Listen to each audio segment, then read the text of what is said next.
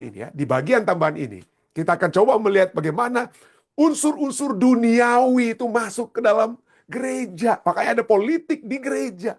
Dan salah satu manifestasi daripada politik di gereja adalah adanya tim-tim suksesi. Untuk mencalonkan satu calon tertentu yang kita pikir, waduh dia yang paling bagus untuk memimpin umat Tuhan. Kalau kita ingin menjadi pemimpin, pelajaran kita katakan ada syarat-syaratnya. Kita seperti Yesus tadi katakan dalam Matius, kita sudah baca. Adalah untuk sebagai apa? Kita melayani, bukan untuk dilayani. Dan ada kriteria-kriteria yang bagaimana cara proses pemilihan dalam gereja itu apa? Terjadi. Tapi sering kali yang terjadi. Kita menggunakan cara-cara duniawi, cara-cara politik duniawi.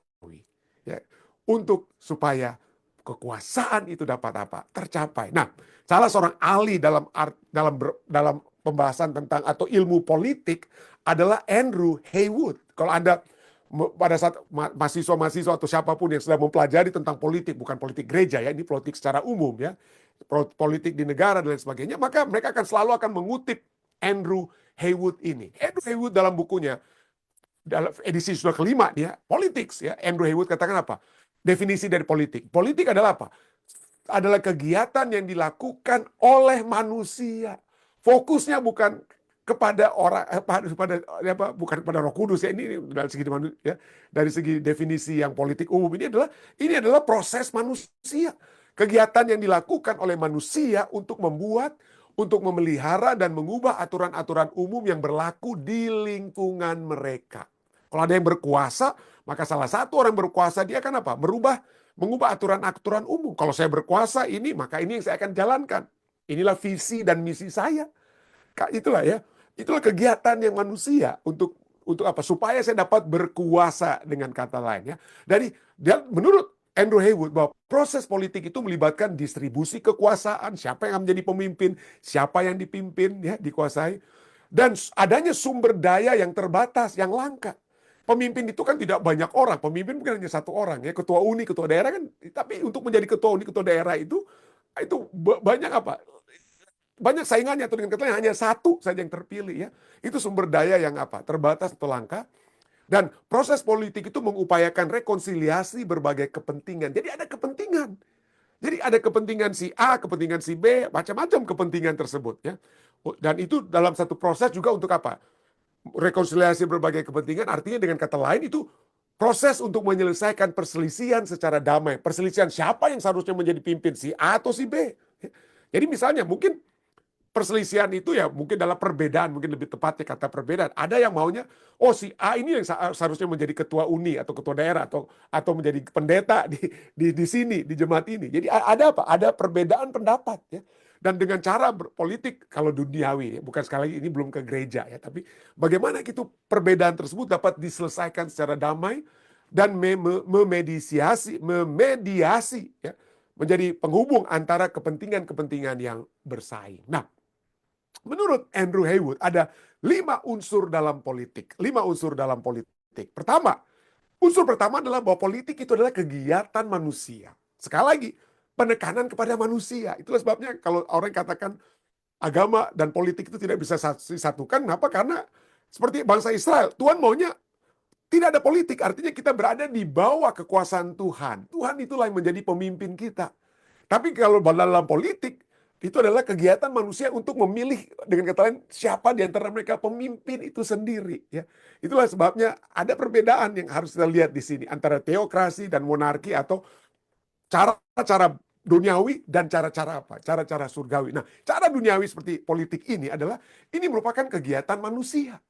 Ya, secara umum ya, dalam politik, bukan di gereja, tapi semua. Bukan hanya di gereja, tapi untuk semua.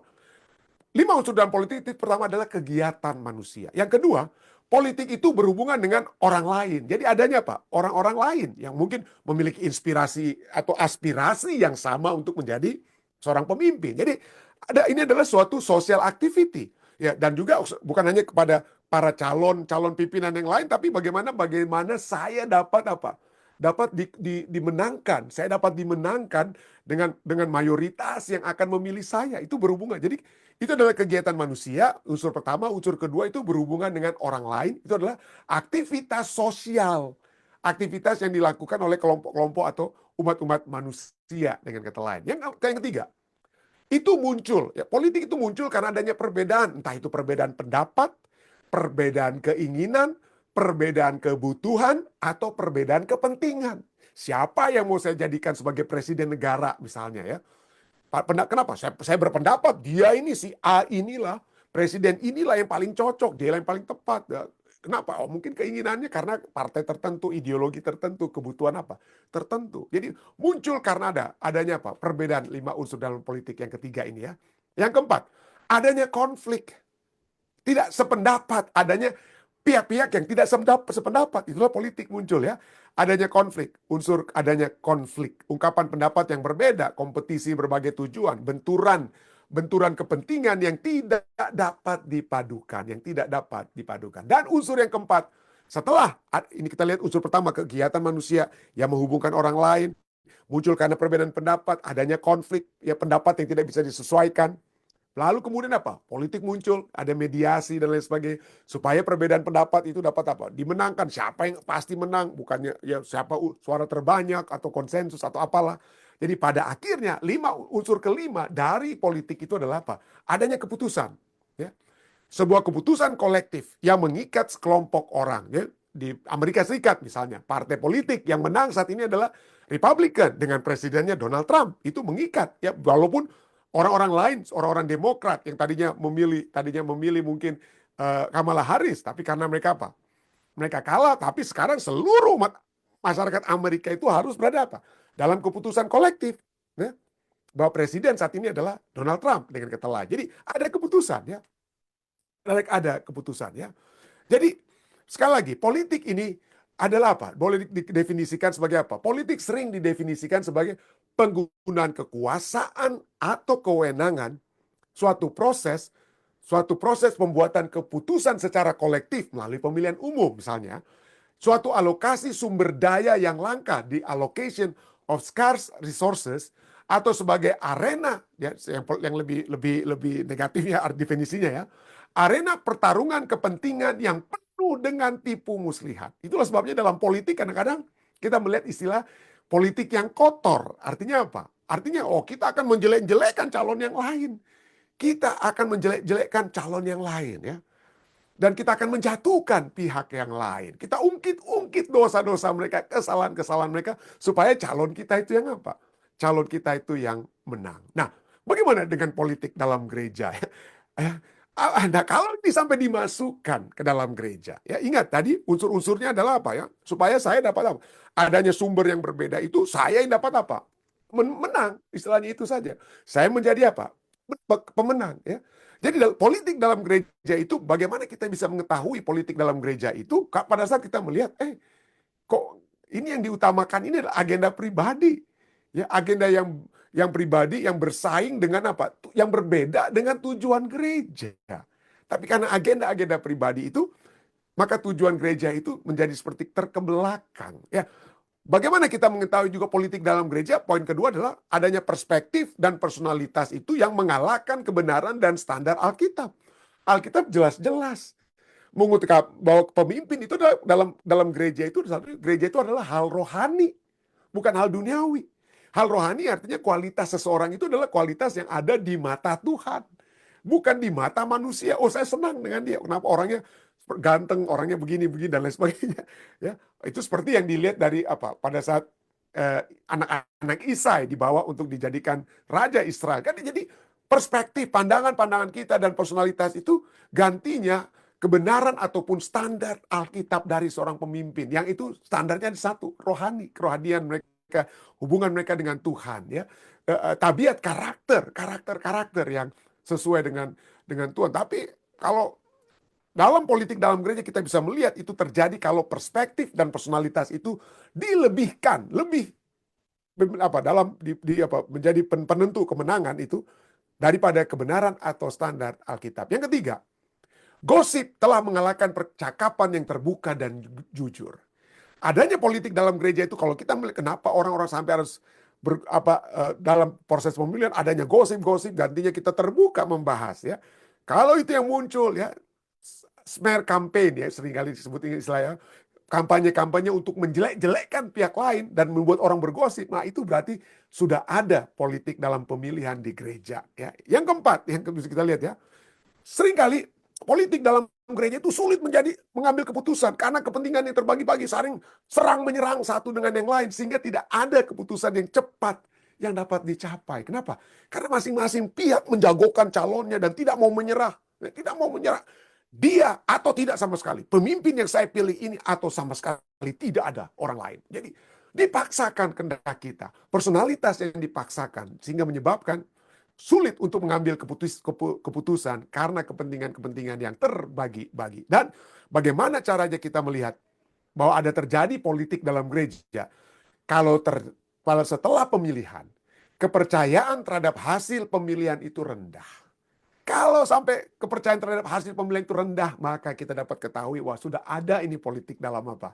Dalam gereja. Dan apalagi berikutnya, kalau kita ketahui, sudah masuknya unsur politik dalam gereja itu terjadi kalau apa?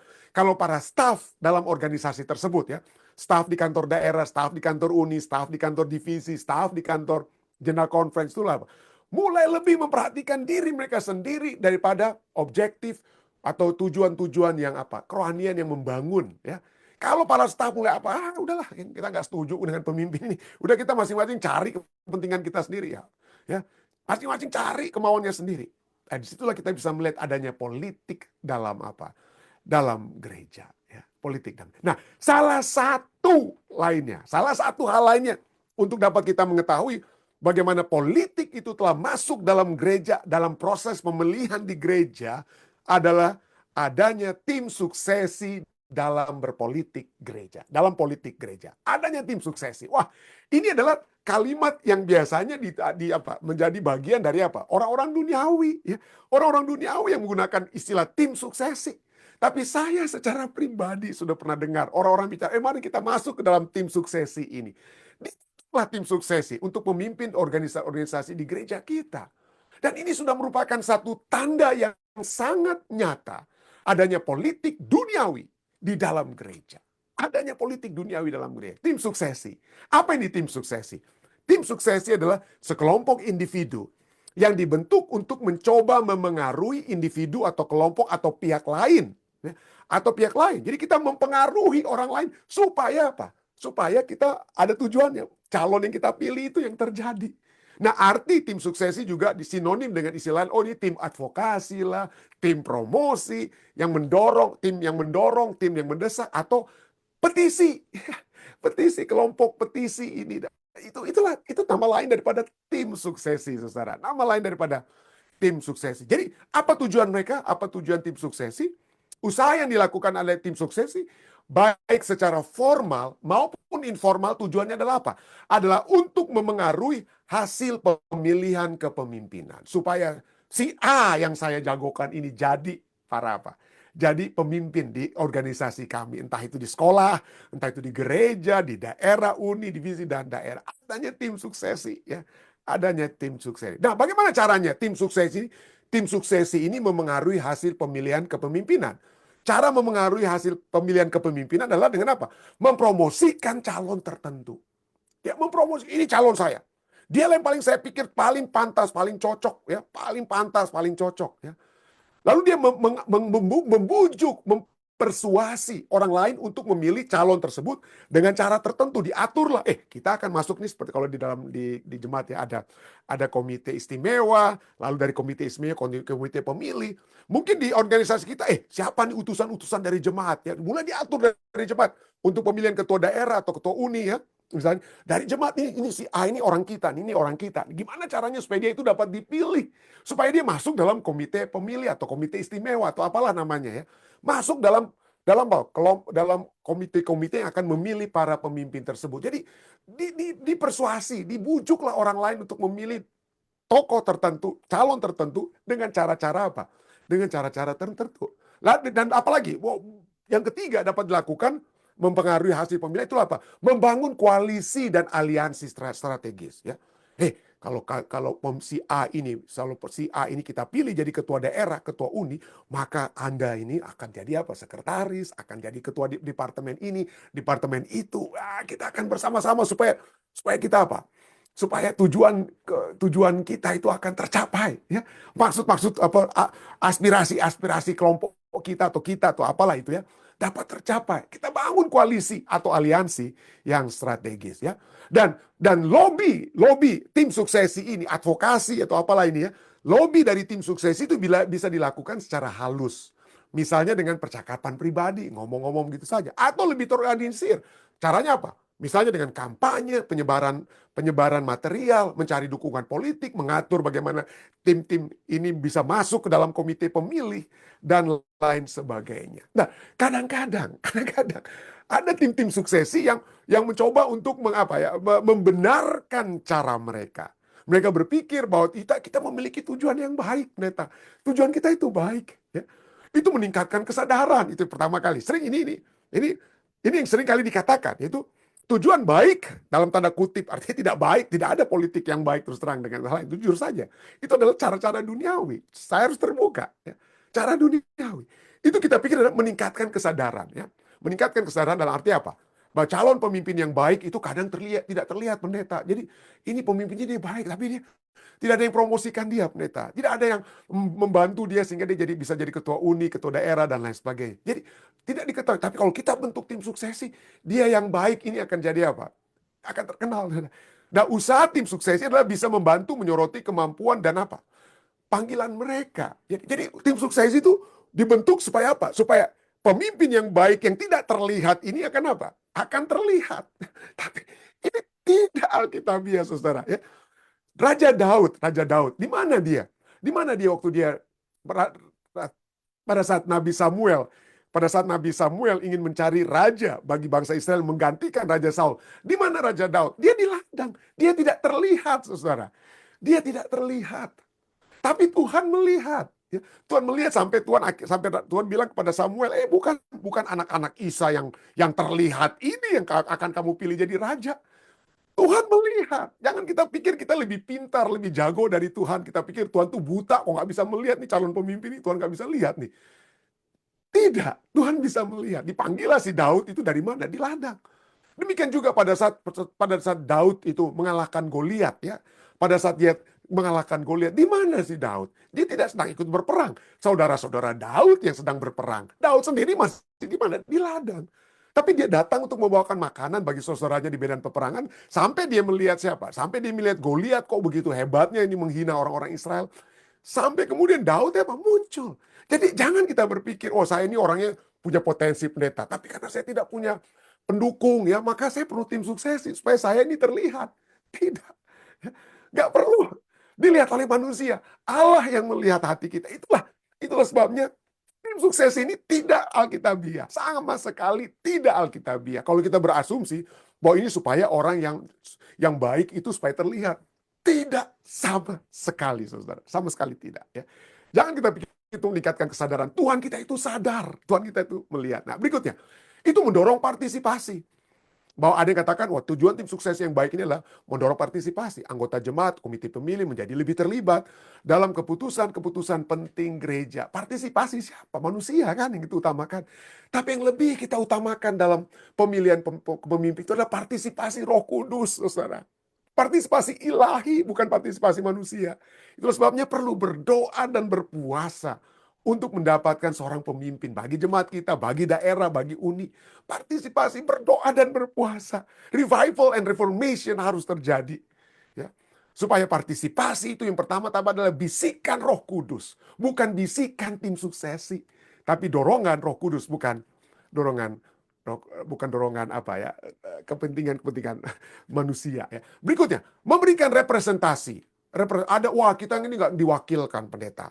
Makanya kita perlu buat tim sukses supaya kita itu diwakilkan, kelompok kita itu diwakilkan, ya. Kelompok-kelompok kita itu sekarang terpencil. Wah, kita kan suku-suku yang tidak dianggap penting. Makanya tapi kalau ada tim suksesi, maka kemungkinan suku kita ini yang tadinya dianaktirikan di uni ini, dianaktirikan di daerah ini, akan apa? Akan sekarang muncul ke depan. Tapi sekali lagi, Sekali lagi, representasi siapa yang kita pikir? Apakah tujuan kitanya untuk suku kita dalam dunia ini? Petisi-petisi yang kita buat itu adalah supaya suku si A, suku si B itu yang dimajukan. Dalam kerajaan surga tidak ada perbedaan suku, saudara. Ya. Tidak ada coupling ini untuk Uni Barat, untuk Uni Timur, tidak ada untuk orang Manado, tidak ada untuk orang Jawa, untuk orang Batak, tidak ada begitu. Ya. Kalau tujuan kita di dunia silakan, monggo ya. Silakan kita buat representasi. Ini untuk representasi orang Manado, representasi orang Batak, orang Jawa, dan lain sebagainya. Tapi dalam kerajaan surga nggak begitu. Kalau kita tidak bisa hidup bersamaan dalam dunia ini, bagaimana kita bisa hidup bersamaan dalam kerajaan surga? Ya, tidak ada coupling-coupling ya, dalam kerajaan surga. Jadi memberikan representasi itu seperti tujuan baik dari tim suksesi. Ya. Kelompok yang kurang terwakili bisa memiliki suara melalui dukungan terhadap calon yang memahami kebutuhan mereka. Tapi sekali lagi ini kan usaha surgawi ya, yang seharusnya kita utamakan. Tapi tim sukses ini adalah usaha duniawi, bukan surgawi. Usaha duniawi. Ya. Mendorong diskusi positif. Itu pikir, itu tujuan baik yang seakan-akan ya dari tim suksesi. Wah, kita buat tim suksesi supaya mendorong diskusi yang positif. Ya. Karakter dan calon bisa memperkaya proses apa pemilihan, kita dikasih tahu. Tapi sekali lagi, diskusi positif itu biarlah dalam ruang lingkup apa? Ruang lingkup Alkitabiah. Apa yang Alkitab katakan? Biarlah orang lain itu menjadi lebih baik daripada kita. Kita anggap lebih baik. Tapi dengan tim suksesi kita katakan orang lain tidak baik, kita yang baik. Sehingga semua standar-standar kerohanian itu hancur lebur dengan adanya apa? Dengan adanya tim suksesi ini. Bukannya standar-standar kerohanian, bukannya dorongan Roh Kudus yang diutamakan, tapi yang sekarang yang terjadi adalah dorongan apa? Kepentingan-kepentingan pribadi, dan itulah yang ingin diucapkan, didiskusikan. Bukan ke diskusi yang terbuka. Dan apa akibatnya? Akibat umum daripada dibentuknya tim suksesnya adalah apa? Menimbulkan perpecahan dan politik dalam gereja. Kenapa? Kenapa? Karena tim suksesi dapat mengubah proses rohani menjadi pertarungan politik, menciptakan kelompok-kelompok yang saling berseberangan. Itu poin, ini akibat umum dari adanya tim suksesi. Yang kedua, itu menggeser peran Roh Kudus. Menggeser peran Roh Kudus. Ketika promosi mendominasi proses, maka kita akan memilih berdasarkan popularitas, bukan berdasarkan panggilan Tuhan. Ya, ini dia. Peran Roh Kudus itu nggak ada di situ. Ya. Memilih berdasarkan popularitas, kepentingan kelompok, dan lain sebagainya. Bukan berdasarkan panggilan Tuhan. Bukan berdasarkan panggilan Tuhan. Berikutnya, kita akan melihat bahwa akibat yang buruk dari tim sukses adalah mendorong agenda pribadi. Pemimpin dapat dipilih bukan karena apa? Karakter atau apa, tapi karena jaringan dan pengaruh. Jaringan dan pengaruh, bukan karena karakter yang sesuai dengan kriteria Alkitab. Berikutnya, tim suksesi ini berpotensi manipulatif. Ingat seperti saya katakan tadi, siapa yang akan kita tempatkan dalam apa? Di jemaat-jemaat untuk menjadi apa? Utusan ke konferensi daerah, utusan ke konferensi uni. Kita harus atur dari bawah, semuanya diatur. Gak ada Roh Kudus di situ, saudara. Gak ada. Ya. Terus terang, gak ada Roh Kudus di situ. Roh duniawi yang ada. Ya. Ini berpotensi sangat manipulatif ya. Taktik tekanan emosional atau persuasif. Dan ini bisa menyesatkan para pemilih. Dan ini dapat apa? Merusak kesatuan jemaat. Cara duniawi atau berpolitik yang tidak sehat ini bisa meninggalkan luka yang kalah itu. Kenapa? Dihajar kan habis-habisan. Wah, dia dulunya begini. Dia dulu masa lalunya ini penuh dengan dosa. Dia tadinya dulunya begini, gini. Wah, dibeberkan semua kan. Jadi hancur-hancuran karena dia balas. Dan akhirnya ribut kan. Tim suksesi A melawan tim suksesi B, disaling dijelek-jelekan satu dengan yang lain. Ini menimbulkan luka dan rasa tidak adil dalam komunitas gereja, dan akhirnya bisa apa? Bisa balas-balasan dendam untuk pemilihan-pemilihan berikutnya. Merusak kesatuan jemaat, kesatuan umat Tuhan. Mereka yang terpilih, wah kalau sudah terpilih, maka mereka dapat katakan apa? Mereka yang terpilih dengan adanya tim suksesi atau cara berpolitik. Mungkin tidak ada tim suksesi, tapi cara politik duniawi ya, mempengaruhi dengan cara-cara duniawi. Mereka yang terpilih menganggap bahwa kinerja komite pemilih itu adalah atas bimbingan Roh Kudus. Tapi apa yang Anda berpikir Anda dalam mendapatkan atas sebab apa bimbingan Roh Kudus. Sedangkan mereka yang kalah apa? Mereka yang lainnya apa? Mereka kecewa. Yang kalah itu akan kecewa dan berpendapat bahwa seluruh proses tersebut bersifat politis, didorong oleh tim suksesi yang ternyata lebih berpengaruh, lebih berpengaruh. Coba kita lihat. Memilih secara Alkitabiah tidak ada tentang tim sukses. Tidak ada dengan cara-cara duniawi, saudara. Tidak ada. Baca Alkitab. Baca Alkitab Anda. Tidak ada itu tim suksesi dalam Alkitab. Tidak ada. Ya. Kalau kita melihat dalam Alkitab, begitu banyak sekali. Saya cuma coba buat 2 saja di sini ya. Banyak kalau saya mau bahas ini mungkin kita tidak akan pernah selesai sampai besok pagi waktu Amerika atau besok malam sampai waktu Indonesia ya. Tapi kalau kita melihat cara Alkitabiah itu adalah misalnya dalam Kisah Para Rasul 1 ayat 24 sampai 26. 24-26, para rasul berdoa. Dan mereka bukan apa berdiskusi, buat apa? Bukan. Mereka bahkan berdoa dan membuang undi. Membuang undi untuk menggantikan Yudas. Pada saat Yudas kan sudah bunuh diri ya. Digantikan, rasul-rasul itu harus menjadi 12 ya. Dan mereka di sini kita lihat mencari kehendak Allah bukan kemenangan apa? Politik. Coba lihat itu doa mereka. Apa yang mereka lakukan dalam Kisah Para Rasul 1:24. Lalu mereka semua berdoa dan berkata apa? Ya Tuhan, bukan ya Tuhan, Engkau yang mengenal hati semua orang. Tunjukkanlah siapa yang Kau pilih dari kedua orang ini. Lalu bagaimana cara mereka? Buang undi. Mungkin Anda pikir, wah itu kan zaman dulu ya. Oke, mungkin zaman dulu. Sekarang kan Roh Kudus bisa memberikan terang kepada pikiran kita. Ya oke, mungkin betul. Tapi janganlah kita main atur-aturan tersebut. Biarlah secara generik. Ya, nggak usah buat tim suksesi. Kalau memang ada anggota komite pemilih yang angkat tangan untuk memilih si A gantinya si B, biarlah itu setelah mereka berdoa dan berpuasa, saudara. Kalaupun misalnya kalau misalnya suara terbanyak tidak ada, misalnya suara terbanyak tidak ada, ya mungkin saat ini sekalipun bisa kita buat apa? Membuang undi. Nah, waktu saya pertama kali datang ke jemaat Fisdak ya, kalau anggota-anggota komite waktu itu masih ingat ya, ada pemilihan waktu itu ketua diakon. Untuk memilih untuk ketua diakon. Jadi ada komite anggota board ya, anggota komite jemaat kami karena sudah sudah di luar komite, sudah di luar waktu pemilihan ya. Jadi ini pemilihan karena sang ketua diakon itu harus terganti karena dia sudah pergi kalau nggak salah waktu itu ya. Jadi harus diganti. Jadi ada di komite kami itu dibawalah dari berapa nama akhirnya dipilih ada 2 nama yang terbesar ya, 2 nama yang di atas. Lalu kemudian dipilih kembali. Setelah dipilih kembali dari 2 nama itu sama-sama hasilnya itu mungkin waktu itu komposisi komite jemaat itu tidak seimbang begitu ya, genap gitu bukan ganjil. Sama-sama jumlah suara mereka.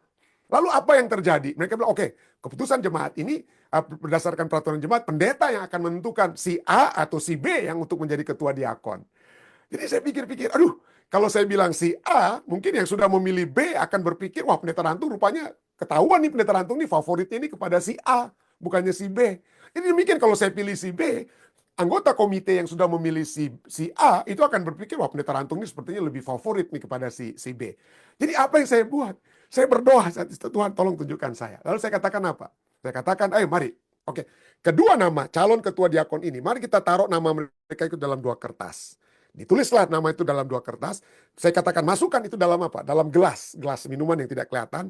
Masukkanlah 2 nama itu dalam gelas minum ya. Dan setelah saya sudah berdoa itu ya, saya tempatkan gelas tersebut di atas kepala saya, lalu saya di depan anggota saya tidak melihat kan, karena itu gelas yang tertutup lagi ya. Lalu itu kertas-kertasnya juga tertutup, sudah dilipat, ada di atas kepala saya di mana di mangkok tersebut. Lalu saya sambil berdoa dalam hati, saya bilang biarlah Tuhan yang memilih siapa yang akan menjadi ketua diakon. Lalu saya saya ambil nama dari apa? Dari gelas tersebut. Saya ambil dari gelas tersebut dan itulah yang menjadi apa? Menjadi ketua diakon. Dan saya percaya kalau cara ini kita lakukan ya, kalau misalnya namanya itu seimbang begitu ya, kita serahkan kepada Tuhan dan biarlah dengan lain seperti rasul-rasul ini, Tuhan yang rasul-rasul ini membuang undi dan memilih, itu yang terjadi, maka tidak ada kelompok yang katakan, aduh rupanya nih si pendeta Rantung ini lebih favorit nih kepada si A atau kepada si B. Jadi biarlah Tuhan dengan kata lain ya, mungkin bukan cara itu saja. Saya tidak menganjurkan semua cara pemilihan jemaat itu dengan cara buang undi, bukan begitu. Tapi kalau kita misalnya berada dalam satu keadaan di mana kita tidak bisa memiliki mengambil keputusan ya, karena tidak sesuai dengan quorum dan lain sebagainya, buat undian setelah berdoa, kenapa tidak? Itu dibuat di zaman Alkitab, tentu saja masih bisa kita buat pada saat ini ya, untuk menentukan pemimpin yang betul-betul menurut kehendak Tuhan. Ya. Kalau kita percaya Tuhan masih bertindak, kalau kita percaya bahwa Tuhan masih bertindak, maka dia juga dapat tetap bertindak pada saat pemilihan di jemaat, di daerah, di uni sekalipun, sampai jurnal konven sekalipun ya. Yang kedua, dari begitu banyak ya. 1 Timotius 3, 1-13 berbicara tentang kualifikasi pemimpin gereja yang lebih fokus pada karakter rohani.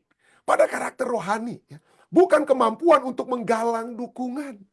Ya, dukungan itu masalahnya dengan politik. Dalam politik, saya pernah katakan nih, dalam politik tidak ada lawan, tidak ada musuh.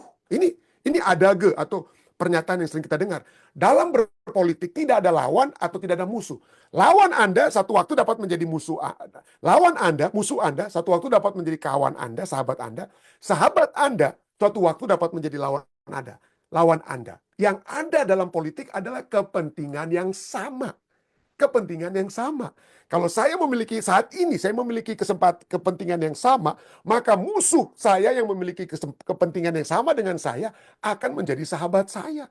Tapi sahabat saya, kalau kami memiliki kepentingan yang berbeda, maka dalam pemilihan atau politik, dia akan menjadi apa? Musuh saya. Jadi itulah ya. Tapi ini tidak demikian dengan kepemimpinan rohani. Kepemimpinan rohani itu bertujuan, fokusnya adalah karakter rohani. Bukan bagaimana pintarnya kita, hebatnya kita menggalang dukungan dengan tim suksesi kita yang canggih dan lain sebagainya. Dengan bisanya kita mendapatkan info-info kesalahan dan membuat itu jadi gosip untuk menjatuhkan orang lain. Bukan demikian. Yakobus 3, 16-17 katakan. Itulah sebabnya. Menjadi satu poin bagi kita ya. Sebab di mana ada iri hati dan mementingkan diri sendiri, di situ ada kekacauan. Alkitab yang katakan dengan adanya tim suksesi yang membuat ini dan itu, akan ada kekacauan karena ada kepentingan-kepentingan diri sendiri. Ada kekacauan dan segala macam perbuatan jahat. Kalau saya sudah dipilih, maka orang yang tidak kompeten sekalipun, tapi karena dia sudah menjadi anggota tim suksesi saya jadikan dia apa? Saya jadikan dia menjadi ketua departemen A, B, dan lain, atau jadikan dia ketua daerah, ketua ini, dan lain. Akibatnya pekerjaan Tuhan itu akan dipimpin oleh bukan orang-orang rohani, tapi orang-orang yang kebetulan memiliki apa? Kepentingan-kepentingan yang sama dengan pemimpin yang sekarang sedang bermimpin. Ya. Inilah, ada kekacauan dan segala macam perbuatan jahat. Tetapi hikmat yang dari atas adalah pertama-tama murni. Selanjutnya pendamai, peramah, penurut, penuh belas kasihan dan buah-buah yang baik. Tidak memihak dan tidak munafik. Kalau kita mau pikir-pikir saudara, buat apa? Bela-belain, orang bilang, buat apa mengusahakan jadi pemimpin kiri dan kanan? Berapa lama Anda akan menjadi pemimpin, saudara? Kalau cara Anda untuk menjadi pemimpin dengan cara-cara berpolitik yang salah dan banyak orang kecewa, sakit hati, dan mereka tahu Anda telah menjadi pemimpin bukan dengan karakter rohani, bukan dengan kualitas rohani, maka biarpun Anda sudah menjadi pemimpin, itu tidak akan membawakan sukacita yang sejati, karena orang-orang yang akan dalam hati mereka, dalam lubuk hati mereka mentertawakan Anda yang mengaku sebagai orang Kristen, mengaku sebagai pemimpin Kristen, tapi dengan cara-cara duniawi. Ya. Berapa lama kita mau jadi pemimpin? 5 tahun, 10 tahun, sesudah itu apa? Apakah tujuan kita hanya untuk di dalam dunia? Menguasai sementara, dipuja-puji untuk sementara. Oh, pemimpin kita ini, ketua daerah kita, ketua uni, ketua divisi, ketua jom. Oh, silahkan duduk, monggo di depan. Berapa lama itu Anda akan nikmati? Dan apakah itu adalah sesuatu hal yang akan membawa kita ke surga? Kalau tujuan kita adalah surga, maka lakukan. Lakukan yang terbaik untuk Tuhan, bukan untuk kelompok kita, bukan untuk diri kita, bukan untuk manusia, tapi untuk Tuhan. Ya, menjadi pendamai, peramah, penurut, penuh belas kasihan, buah-buah yang baik, tidak memihak dan tidak munafik. Ingat, tujuan kita itu adalah surga. Dan kalau tujuan kita surga seperti ayat kita sudah pelajari tadi malam, janganlah kita menjadi serupa dengan dunia ini. Jangan berpolitik, jangan bentuk-bentuk tim suksesi, saudara. Jangan. Hati-hati, jangan. Ya. Tetapi berubahlah oleh pembaharuan budimu, sehingga kamu dapat membedakan manakah kehendak Allah, apa yang baik, yang berkenan kepada Allah, dan yang sempurna. Saya berdoa, kiranya pembahasan kita malam hari ini dapat menjadi satu pelajaran, menjadi perenungan bagi kita semua. Saya bawa ini dalam nama Yesus.